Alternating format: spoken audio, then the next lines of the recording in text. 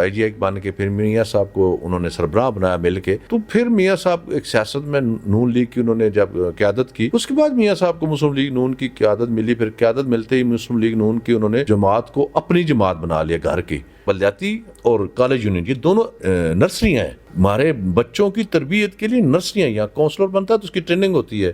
College union سے student leader جب منتخب ہوتے ہیں تو اس کی ٹریننگ ہوتی ہے, جب یہ پھر آگے نکل سکتے ہیں. انہوں نے اسی لیے انہوں نے بند اسی لیے کی ہے کہ کل یہ ہمارے مقابلے میں الیکشن نہ لڑیں. آج میں کسی کو کڑوا لگتا ہوں تو بنیادی وجہ یہی ہے کہ میں ان کے مقابلے میں الیکشن لڑنے کی بات کر سکتا ہوں, میں ان کے سامنے بات کرتا ہوں, میں ان سے اس لیے ان کو اچھا لگتا ہے اس لیے لیفٹ اوور کر جاتے ہیں. اینی وے میں ایک اسٹوڈنٹ لیڈر ہوں, مجھے کوئی فرق نہیں پڑتا, میں اپنی سیاست کرتا ہوں, کرتا رہوں گا. فوج نے تو نہیں کہا کہ ہم سے مذاکرات کرو. عمران خان کہتا ہے نا جی میں نے تو اگر مذاکرات کرنے ہیں تو میں نے تو آرمی چیف سے کرنے ہیں, آرمی کے سوا کسی مذاکرات ہی نہیں کرنے. وہ باقیوں کے ساتھ بیٹھنے ہی نہیں چاہتا. تو یہ غلطی ڈیموکریٹک پارٹی PTI کی ہے. اور عمران خان صاحب مجھے سمجھ نہیں آتی ہے وہ کیوں یہ غلطی بار بار دہرا دیتے ہیں کہ ان کو اسٹیبلشمنٹ کو نام لے کے جب وہ پکارتے ہیں. پہلے بھی انہوں نے کیا کہا تھا اور ان کے ساتھ ہمیں چلنا ہے, اس وقت اچھے تھے, بعد میں وہ برے ہو گئے. تو عمران صاحب کو ایک جگہ کھڑا ہونا چاہیے نا. دیکھیں کبھی وہ اسٹیبلشمنٹ کے حق کی بات کرتا ہے, کبھی اس کے خلاف کی بات کرتا ہے. ہاں کس جگہ اسٹیبلشمنٹ نے کہا ہوا ہمارے ساتھ مذاکرات کرو, انہوں نے تو کوئی نہیں کہا. تو لہٰذا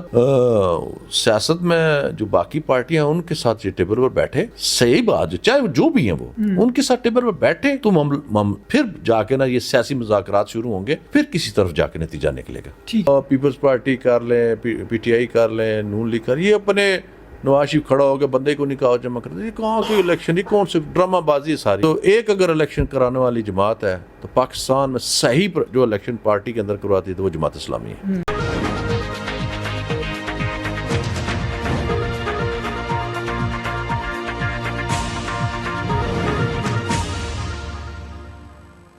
السلام علیکم ناظرین, خبرنامہ ٹی وی کے ساتھ میں ہوں حمزہ احسان. ناظرین اس وقت میں UC 77 شاہ فیصل کالونی میں موجود ہوں اور میرے ساتھ سابقہ چیئرمین وقار حسین ڈار صاحب موجود ہیں. آج ان کے پاس آنے کا مقصد پاکستان کی موجودہ سیاسی اور معاشی صورتحال پر ان سے تجزیہ لیں گے, کیونکہ 2022 میں بھی خبرنامہ ٹیم نے ان سے انٹرویو کیا تھا اور کچھ باتیں وقار صاحب کی آج بالکل صحیح ثابت ہو رہی ہیں. تو ہم نے سوچا کیوں نہ اس وقت جو کرائسس سچویشن چل رہی ہے تو ان سے رائے لی جائے. بات کرتے ہیں سابقہ چیئرمین وقار حسین ڈار صاحب سے. سر سب سے پہلے تو آپ کا بہت شکریہ, آپ نے ہمیں ٹائم دیا. السلام علیکم, بہت مہربانی, آپ نے بھی بڑی محبت دیتے ہیں ہمیشہ اور آپ کی محبتوں کو بھی مشکور ہوں میں. سر میں موجودہ سیاسی صورتحال پر تو میں بات کروں گا, لیکن میں چاہتا ہوں کہ میں تھوڑا سا بیک گراؤنڈ بھی ڈسکس کروں. 22 سال آپ نے پاکستان مسلم لیگ نون کے ساتھ گزارے, اپنی سیاست کا آغاز ہی مسلم لیگ نون سے کیا. اچانک سے آپ کی رائیں جدا ہوگی, کیا خاص وجہ تھی, وہ کیا ایک پرپس تھا جو آپ نے سیاست سے ریٹائرمنٹ لے لی؟ بسم اللہ الرحمن الرحیم. محترم ایک تو تھوڑی سی کریکشن کروں گا. 22 سال میں نے مسلم لیگ نون کو قریباً 30 سال دیے ہیں سیاست کے.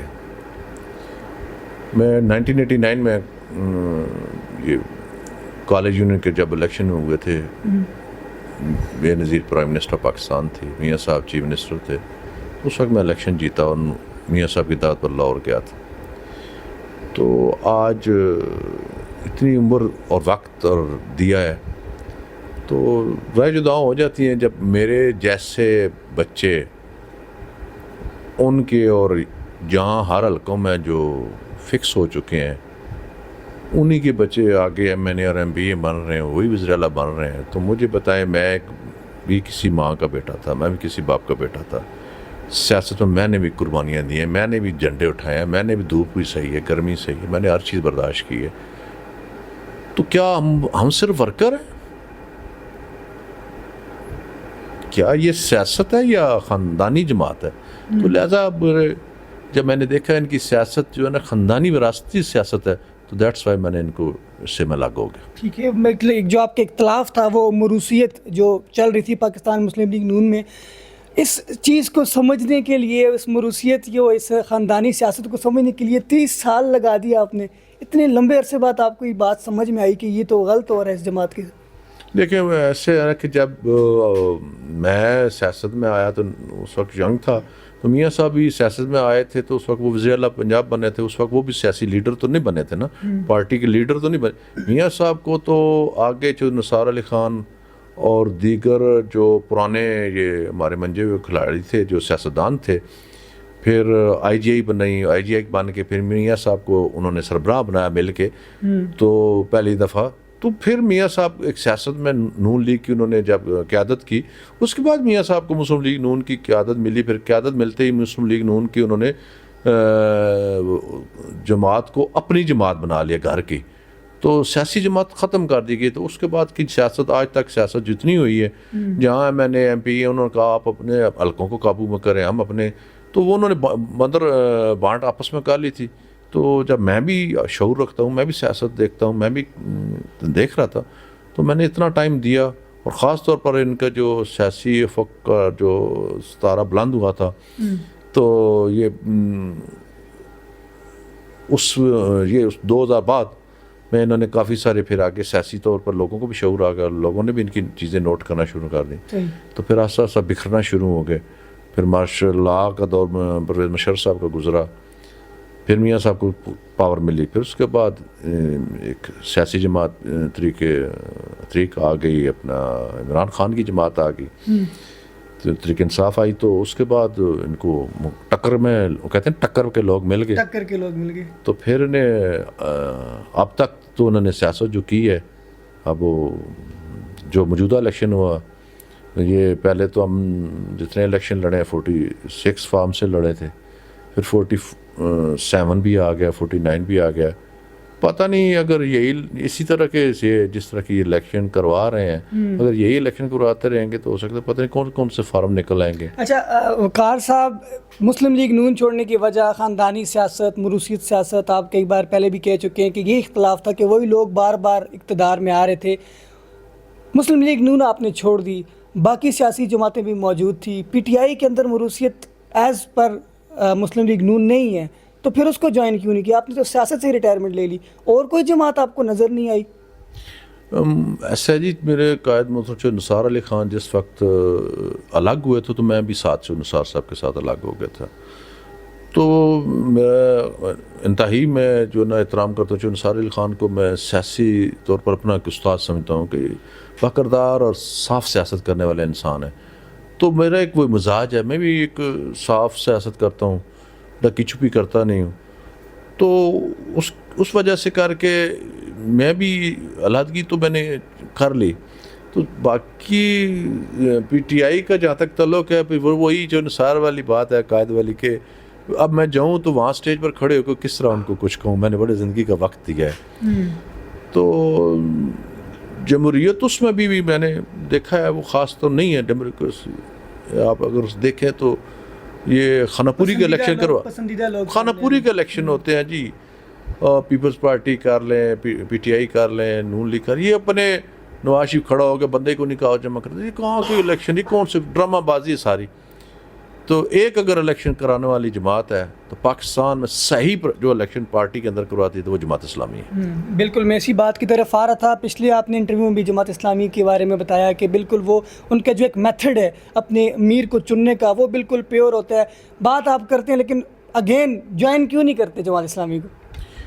دیکھیں، جہاں تک تعلق ہے جماعت اسلامی کو جوائن کرنے کا، اب زندگی تو کافی ساری میری گزر چکی ہے، تو تھوڑی سی ہے، تو اب یہی سوچی ہے کہ نہیں، میں اچھے لوگوں کو سپورٹ کروں گا، اچھے لوگوں کے ساتھ کھڑا ہو جاؤں گا، اور جو میرا اختلاف ہے سیاسی وہ میرا اپنی جگہ پارٹی کے ساتھ ہے، تو جماعت میں شامل نہ ہونے کی یہ نہیں ہے کہ مجھے جماعت بہت اچھی لگتی ہے، لیکن میرا ایک سیاسی تاریخ ہے 30 سال کی، تو میں نہیں چاہتا، میرا ایک مزاج بنا ہوا ہے، میں وہاں جاؤں گا تو ہو سکتا ہے وہاں میرے مزاج کے مطابق سیاست نہ ہو، تو پھر شاید میں وہاں سے ناراض ہو جاؤں، وہ اچھا نہیں لگتا، تو میں نے یہ فیصلہ کیا ہے سیاسی کہ میں ایسی جماعت جو اچھے لوگ ہوں گے میں ان کو سپورٹ کروں گا، ان کے ساتھ چلوں گا، حالات دیکھتے ہیں آگے کیا ہوتے ہیں، اس کو بھی دیکھ رہا ہوں۔ وقار صاحب، موجودہ جو ایک سچویشن بنی ہے، اچھے لوگ کون ہیں؟ اچھے میرے ملک میں جو تربیت انہوں نے سیاسی کی، ہمارے بچوں کی، یہ ذمہ دار ہیں، لیڈر ذمہ دار ہوتا ہے معاشرے میں کہ بچوں کی جو چیزیں پیدا ہوتی ہیں، جو چیز بچے کرتے ہیں، وہ اس ملک کا حکمران اور اس کا لیڈر کی اس میں سے عکاسی ہوتی ہے۔ تو ہمیں ملک میں جو لیڈر ملے تھے انہوں نے جو کچھ ہمیں دیا ہے اس کے مطابق تو میں یہی کہہ سکتا ہوں کہ فی الحال کوئی اچھا نظر مجھے نہیں آ رہا. کچھ نہ کہوں تو بہتر ہی ہے. بس ٹھیک ہے سب اچھے ہیں لیکن وہ بات نہیں ہے. اگر اچھے ہوتے تو میرا ملک اس حالت میں نہ پہنچتا. ٹھیک ہے. اچھا گزشتہ جو آپ کے ساتھ ہماری ایک بیٹھک ہوئی تھی, ایک انٹرویو ہوا تھا, اس میں آپ نے بہت ساری چیزیں ایسی کہی تھی جو آج ہمیں نظر آ رہی ہیں. بنگلہ دیش ریسنٹلی اس میں ایک تحریک اٹھی اور اس نے ایک اتنا لمبا, اتنا زبردست ایک ڈائیورسٹی لے کے آئی, ایک انقلاب برپا کیا. پرائم منسٹر ملک چھوڑ کے بھاگ گئی. اس وقت جو پاکستان کی کرائسس ہے, اس وقت جو پاکستان کے اندر صورتحال ہے, کیا دیکھ رہے ہیں, ملک کس طرف جا رہا ہے؟ دیکھیں جی بھائی صاحب, بات یہ ہے کہ یہاں پاکستان میں بھی یہ چیز میں آپ کو قریباً 21 میں بھی میں نے آپ کے انٹرویو میں کہا تھا کہ میں شعور پر بات کرتا ہوں. نئی جنریشن کو شعور ملنا چاہیے. انہوں نے کالج یونٹ کی پابندی لگائی ہوئی ہے. آج کالج یونٹ کی پابندی اٹھا دینا تو کم از کم یہ ہمارے ملک میں نوجوان جو بغیر ٹریننگ کے سیاست کے آ رہے ہیں اور وہ کم از کم ٹرینڈ ہو کے آئیں گے, ان کی ایک تربیت ہو جائے گی.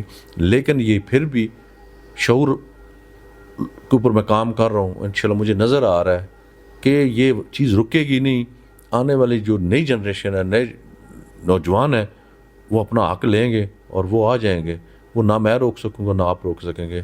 یہ اپنی تیاری کر لیں کہ اس وقت سے پہلے کہ لوگوں کے حق دیں, اور یہ جو اپنے جارحداری بنائی اس کو ختم کریں. پولیٹکس کو اوپن کر دیں, کالج یونٹ کی پابندیاں ختم کریں, بلدیاتی الیکشنوں کو اوپنلی کروائیں. کیونکہ دونوں جو نا بلدیاتی اور کالج یونٹ, یہ دونوں نرسریاں ہیں. ہمارے بچوں کی تربیت کے لیے نرسریاں. یہاں کونسلر بنتا ہے تو اس کی ٹریننگ ہوتی ہے. کالج یونٹ سے اسٹوڈنٹ لیڈر جب منتخب ہوتے ہیں تو اس کی ٹریننگ ہوتی ہے. جب یہ پھر آگے نکل سکتے ہیں. انہوں نے اسی لیے انہوں نے بند اسی لیے کی ہے کہ کل یہ ہمارے مقابلے الیکشن نہ لڑیں. آج میں کسی کو کڑوا لگتا ہوں تو بنیادی وجہ یہی ہے کہ میں ان کے مقابلے میں الیکشن لڑنے کی بات کر سکتا ہوں. میں ان کے سامنے بات کرتا ہوں, میں ان سے اس لیے ان کو اچھا لگتا ہے, اس لیے لیفٹ اوور کر جاتے ہیں. اینی وے میں ایک اسٹوڈنٹ لیڈر ہوں, مجھے کوئی فرق نہیں پڑتا. میں اپنی سیاست کرتا ہوں, کرتا رہوں گا. انشاءاللہ الیکشن بھی لڑتا رہوں گا. آزاد بھی لڑوں گا. ہو سکتا ہے کسی پارٹی کے ساتھ شامل بھی ہو سکتا ہوں حالات دیکھ کے. ٹھیک. اچھا بنگلہ دیش کے اندر جو تحریک اٹھی گورنمنٹ کے خلاف, انفلیشن, ان امپلائمنٹ, سیم سچویشن پاکستان کے اندر بھی ہے. لیکن بنگلہ دیش کے اندر جو اسٹیبلشمنٹ کا رول ہے اور پاکستان کے اندر جو اسٹیبلشمنٹ کا رول ہے اس کو کیسے دیکھ رہے ہیں؟ دیکھیں پاکستان میں اور بنگلہ دیش میں ایک چیز بڑی مختلف سی ہوئی ہے کہ بنگلہ دیش میں ایک چیز نظر نہیں آ رہی تھی, اچانک سڈنلی ہوئی ہے. تو پاکستان میں تو تقریباً آج 1.5 سال سے تو کچھ سچویشن اسٹیبلشمنٹ کی کہیں نہ کہیں آواز اٹھ رہی ہے کہ وہ مداخلت ہے, وہ مداخلت کر رہے ہیں. تو ان کی آواز تو اٹھ رہی ہے, لیکن کچھ کسی حد تک اس کو کنٹرول بھی کیا جا رہا ہے کہ اسٹیبلشمنٹ اپنے ISPR ہمیشہ اسٹیٹمنٹ دے دیتی ہے کہ ہم پاکستان کی سیاسی حکومت ہے اور وہی اس کے معاملات کو حل کرتی ہے.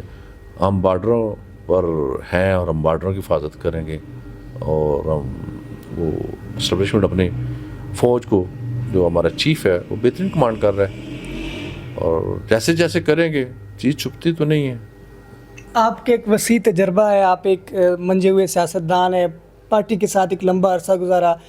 اپنے دل پر ہاتھ لگ کے دے کہ یہ جو آپ کہہ رہے ہیں کہ ہم جو مطلب بارڈرز تک محدود ہیں, انفیکٹ ابھی عمران خان صاحب نے بھی آفر کیا, مذاکرات کی بات بھی چل رہی ہے. تو مذاکرات تو پھر سیاسی جماعت سے ہوتے ہیں, اسٹیبلشمنٹ سے کس بات کے مذاکرات اگر وہ انٹرفیئر نہیں کر رہے پالیٹکس میں؟ تو دیکھیں وہ تو ان کو اناؤنس عمران خان اب کہہ رہا ہے نا جی, فوج نے تو نہیں کہا کہ ہم سے مذاکرات کرو. عمران خان کہتا ہے نا جی میں نے تو اگر مذاکرات کرنے ہیں تو میں نے تو آرمی چیف سے کرنے ہیں, آرمی کے سوا کسی مذاکرات ہی نہیں کرنے. وہ باقیوں کے ساتھ بیٹھنے ہی نہیں چاہتا. تو یہ غلطی ڈیموکریٹک پارٹی PTI کی ہے, اور عمران خان صاحب مجھے سمجھ نہیں آتی وہ کیوں یہ غلطی بار بار دہرا دیتے ہیں کہ ان کو اسٹیبلشمنٹ کو نام لے کے جب وہ پکارتے ہیں. پہلے بھی انہوں نے کیا کہا تھا کہ جب دونوں جو ہمارے چیف تھے, DG صاحب تھے, جو ان کے پاس جاتے تھے احترام دیتے تھے, تو کہتے تھے مجھے تو ان سے بہتر کوئی نہیں ہے, ایسے ہی ہے. اور یہ ملک اچھا چلا رہے ہیں اور ان کے ساتھ ہمیں چلنا ہے. اس وقت اچھے تھے, بعد میں وہ برے ہو گئے. تو عمران صاحب کو ایک جگہ کھڑا ہونا چاہیے نا. دیکھیں کبھی وہ اسٹیبلشمنٹ کے حق کی بات کرتا ہے, کبھی اس کے خلاف کی بات کرتا ہے. ہاں کس جگہ اسٹیبلشمنٹ نے کہا ہوا ہمارے ساتھ مذاکرہ کرتا ہے؟ انہوں نے تو کوئی نہیں کہا نا. تو لہٰذا سیاست میں جو باقی پارٹیاں ہیں ان کے ساتھ یہ ٹیبل پر بیٹھے, صحیح بات, چاہے وہ جو بھی ہیں وہ ان کے ساتھ ٹیبل پر بیٹھے, تو پھر جا کے نا یہ سیاسی مذاکرات شروع ہوں گے, تو پھر کسی طرف جا کے نتیجہ نکلے گا. ٹھیک ہے. اچھا وقار صاحب, آپ ہمیشہ سے اسٹوڈنٹس کو, ینگسٹرس کو موٹیویٹ کرتے ہیں, شعور کی بات کرتے ہیں, اور آج کل شعور ڈور ٹو ڈور سوشل میڈیا کے ذریعے بھی جاتے ہیں. ایک اہم کردار ہے سوشل میڈیا کا. گورنمنٹ نے اب اس کو بھی جو ہے وہ کنٹرول کر دیا ہے, فائر وال لے کے آ گئے ہیں, اپنی مرضی کی فریڈم آف ایکسپریشن نہیں رہی. تو پھر کس طرح سے آزادی ہوگی اور کس طرح سے لوگ اپنا میسج کنوے کریں گے جو گورنمنٹ کی مرضی کے مطابق نہیں ہوگا؟ میرے بھائی یہ چیز سسٹم کو روکنے کے لیے کیا جا رہا ہے نا, کہ پیغام اور بات لوگوں تک نہ پہنچے. مجھے یہ بتائیں, جب پاکستان بنا تھا 1947 سے پہلے, وہاں کون سا نیٹ ورک تھا؟ پہاڑوں میں اور کس جگہ جہاں ایک ریڈیو کسی کے پاس ہوتا تھا, یار وہاں پیغام پہنچ گیا, وہاں سے آواز اٹھ کے پاکستان کا مطلب کیا, لا الہ الا اللہ محمد رسول اللہ. جب کسی چیز نے ہونا ہوتا ہے وہ ہو کے رہتی ہے, جو مرضی رکاوٹیں کر لیں. میں تو یہ مشورہ دوں گا, ان رکاوٹوں سے بہتر ہے کہ ان کو ماحول ایسا دیں کہ تاکہ جو آپ کے اندر خوف ہے نا وہ اس کا خاتمہ ہو سکے. اور ایک ہی اس کا راستہ ہے. اور یہ بے شعوری بچے جو آج ہوئے ہیں نا, جو بے شعوری فیس بک, یوٹیوب, جو کمنٹس چل رہے ہیں بری طرح, جو مختلف آئیڈیز بنا کے کر رہے ہیں, غلط بھی کر رہے ہیں, میں یہ بھی نہیں کہتا, لیکن یہ ان کو اتنا ریجڈ کس نے کیا ہے؟ اگر یہ تربیت, سچی بات ہے, ہم لوگ اپنی غلطی نہیں مانتے, ہم سختی کر کے اس چیز کو روکنے کی کوشش کرتے ہیں. میرے بھائی, یہ میں بڑے بڑے سیاستدان ہیں, مجھ سے زیادہ سمجھدار اور ذہین بیٹھے ہیں پاکستان میں, مجھ سے بڑے بھی ہیں, ان کے پاس انٹیلیجنس کے مغذی سورس بھی ہیں, معلومات کے. وہ کہتے ہیں, میں حقیقت کی بات سادہ سی کرتا ہوں, آپ اپنے سورس لگا کے بات کرتے ہیں, میں کہتا ہوں آپ فیل ہو جائیں گے, آپ کی سارا سسٹم فیل ہو جائے گا. جس چیز نے ہوتا ہو کے رہتا ہے. خدا کے لیے اس قوم کی تربیت پر کام کریں, کالج یونین بحال کریں اور بلدیاتی ادارے بحال کریں, ان کو تربیت دیں. نمبر 1 جو بات ہے اس کے اوپر جو اجارہ ہے نا, جو موروثی سیاست ہے, وہ یہ ختم ہو جائے گی. آپ چھوڑ دیں نوجوانوں کو. اب نوجوان آ چکے ہیں اور نوجوان الیکشن لڑے گا, آنے والے وقت میں یہ ایسا سارے اڑتے جائیں گے. اس بار پی ٹی آئی کا الیکشن جتنا جیتا, میرے اس ایریے میں جو جیتے ہیں, یقین جانو اس لڑکے کو ہم نے دیکھا بھی نہیں ایم پی اے بن گئے. آئی سی ایف کے اپنے وہ ینگسٹر کو اوپر لے کے. تو میں بات کرنے کا مقصد یہ ہے, آپ کی ساری پلاننگ, آپ کے سارے اخراجات ضائع چلے جائیں گے, لیکن کام تو بن ہو جائے گا. روک سکے ہو. وہ تنویر نام ہے اس لڑکے کس حلقے سے بنا ہے, جانتے ہی نہیں ہیں, پتے ہی نہیں ہیں, ایم پی تو بن گیا. تو یہی ہوگا آنے والا وقت آگے. میں کسی پارٹی کی بات نہیں کر رہا, میں اس بات کی کر رہا ہوں کہ انشاءاللہ تعالیٰ لوگ بغیر پارٹی کے لوگ اس طرح الیکشن میں جیتیں گے. لوگ ان پارٹیوں سے جان چھڑائیں گے, ایک وقت آئے گا اور یہ بہت جلد ہوگا. ٹھیک ہے.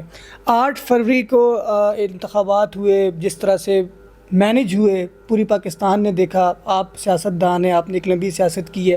اس وقت جو حکومت بنی ہے کوئی بھی اس کو ماننے کو تیار نہیں ہے. آپ گلی محلوں میں سروے کریں, یہ کہتے ہیں کہ یہ تو ہمارے نمائندے ہی نہیں ہیں جن کو ہم نے بھیجا ہے. اس گورنمنٹ کو چلتا دیکھ رہے ہیں, یہ 5 سال پورے کریں گے, کس کو کدھر جا رہے ہیں یہ؟ میں جو ہمارے جس طرح ہمارے ملک کا الیکشن ہوا ہے یا جیسے حکومت بنی ہے, تو میرے ملک میں کچھ چیزیں وہ ہو جاتی ہیں جو دنیا میں نہیں ہوتی ہیں. تو جیسے ایک حکومت عمران خان کی چل رہی تھی تو نظر آتا تھا یہ حکومت ٹوٹے گی نہیں, لیکن یہ حکومت چلے گی ضرور, گرتی کچھ کسی حالات میں بھی یہ 5 سال مکمل کرے گا. لیکن ایٹ لاسٹ انہوں نے کہ عدم اعتماد کر کے تو 172 سارے بندے انہوں نے ایوان میں بٹھا کے جو ان کو سونا پڑا وہاں, تو پھر عدم اعتماد مکمل کر ٹھیک ہے وہ ایک قانونی کام ہوا ہے, اس میں اختلاف نہیں کرتا. عدم اعتماد ایک لیگل ہے, جمہوری بھی ہے, اس میں کوئی غلطی نہیں ہے, لیکن وہ وہی ہے. آج الیکشن جس طرح کا ہوا ہے, لوگوں کو یار قبول کرنے میں انہیں کوئی فرق نہیں پڑتا. جو بیٹھے ہیں اوپر تو انہیں سچی بات یہ ہے کہ میں تو حیران ہوتا ہوں جب وہ اسمبلی میں بولتے ہیں کہ یہ, میں تو دیکھتا ہوں اکثر لوگ نعرہ لگاتے ہیں یہ رات کو 9 بجے آ رہا تھا, یہ رات کو 2 بجے جیتا ہے, یہ 3 بجے جیتا ہے. تو بات یہ ہے کہ سب کو خبر ہے, لیکن ہمارے ملک میں سسٹم جو چل رہا ہے یہ آخری سانسوں پر ہے. بے شک ملک کو چلانے کے لیے نظام ضرورت ہوتی ہے, اور نظام تو ہے کیونکہ دنیا سے بھی ہم نے چلنا ہے. ایسے ہی ہے, انقلاب آ رہا ہے, آپ دیکھ رہے ہیں کہ اب لوگ نکلیں گے اور اپنے حق کے لیے آواز اٹھائیں گے, جیسے بنگلہ دیش میں ہوا. دیکھیں میں نے کہا نا کہ پاکستان, ہم فکر کریں, غور کرتے ہیں, انسان غور کرے. پھر اگزامپل دوبارہ دہراتا ہوں, پاکستان کیسے بنا ہے؟ ریڈیو تھا. اس وقت تو نظریے 2 ہی تھے نا, مسلمانوں کا نظریہ اور ہندوؤں کا. میں آپ کو بات کر رہا ہوں, میرا پوائنٹ آف ویو یہ ہے کہ کیا وہاں کو ریڈیو یا یہ جو یوٹیوب جو آج شور چل کچھ تھا, نہیں تھا, بنا ہے نا. یونٹی تھی اس وقت نا تو مسلمانوں کی. یونٹی آ جاتی ہے نا, لیڈر مل جاتے ہیں نا, تو یونٹی بھی آ جاتی ہے, انقلاب بھی آ جائے گا, یونٹی بھی آ جائے گی, یہی قوم ہوگی, یہی ایک جگہ کھڑی ہو جائے گی. صحیح. یہ بے شک کسی کو شک ہے نا, زور لگا لے, کچھ عرصہ اور 2 4 5 سال 10 سال نکال لیں گے, اس سے زیادہ ٹائم نہیں ہے ان کے پاس. بہتر ہے یہ اپنے آپ کو درست کر لیں. ٹھیک.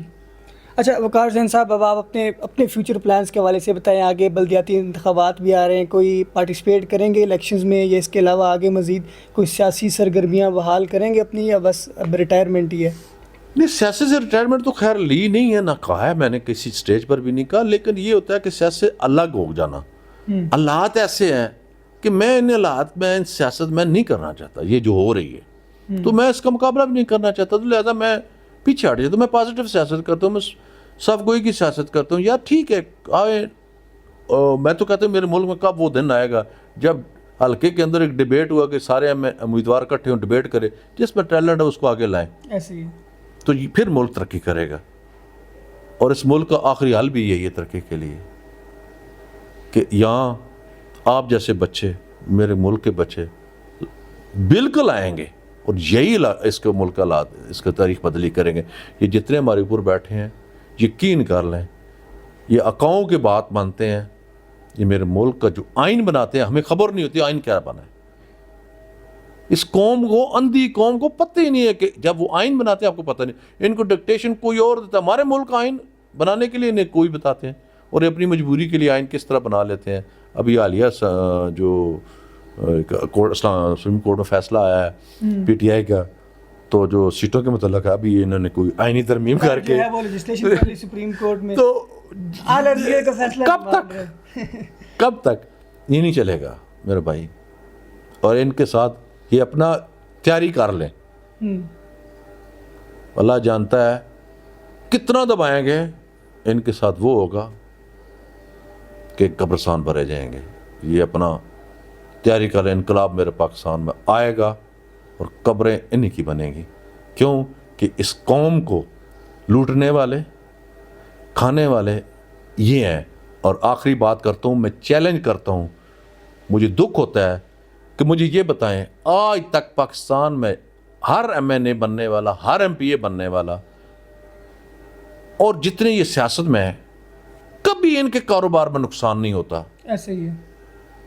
2 نقصان ہو رہے ہیں, ایک غریب کا نقصان ہو رہا ہے, اس کے حالات نہیں بدل رہے, ایک ملک کے حالات نہیں بدل رہے. لیکن تیسرا طبقہ ہے سیاستدانوں کا, یار انہیں کبھی خسارہ نہیں ہوا.